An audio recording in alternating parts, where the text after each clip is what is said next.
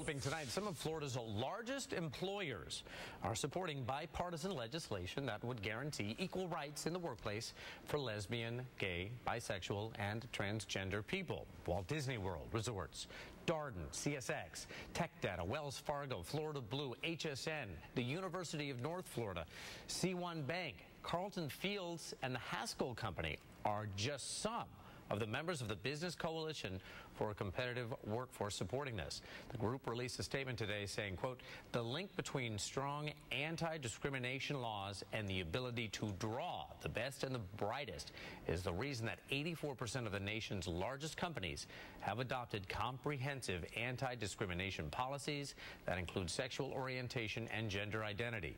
The coalition believes that the Florida Competitive Workforce Act will make Florida more competitive in the national and global marketplace in much the same way companies have benefited from adopting anti-discrimination policies."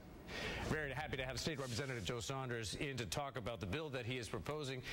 Representative Saunders, this is something that has been attempted many times over the many years, actually, on the federal level. Failed last year, ENDA, I believe it was called.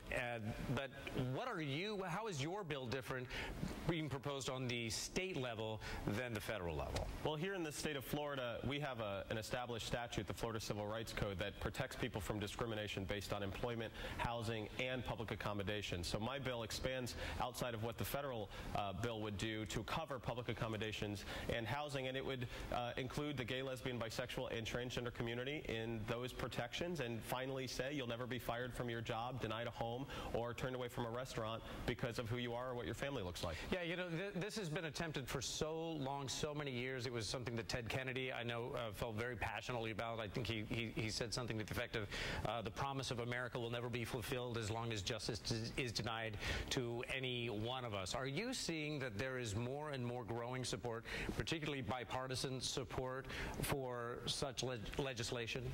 Well, this bill is actually co-introduced between me and a Republican from South Florida named Holly Rayshine. Last year, for the first time, 6 Republicans joined me in co-sponsoring this bill.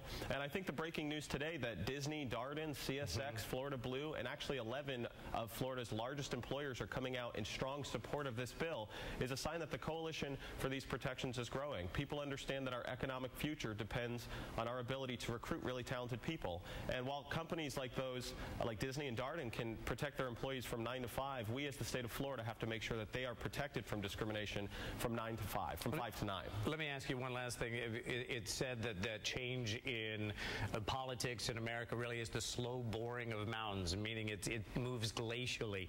Are we at that tipping point in history where this bill looks like it could pass? What is your confidence that that sort of change Americans are ready for? You know, it's been said a few times that government is the lagging indicator of social change, and that actually the market is the leading indicator. Where the market is where the people are. And I think that these major companies coming out, the largest employers in our state, coming out and saying we need this to be globally competitive, we need this as a state to make sure that our employees are protected, is a sign that the public is there. Representative, we appreciate you coming in, talking with us about this, and good luck in your efforts. Thank you very much.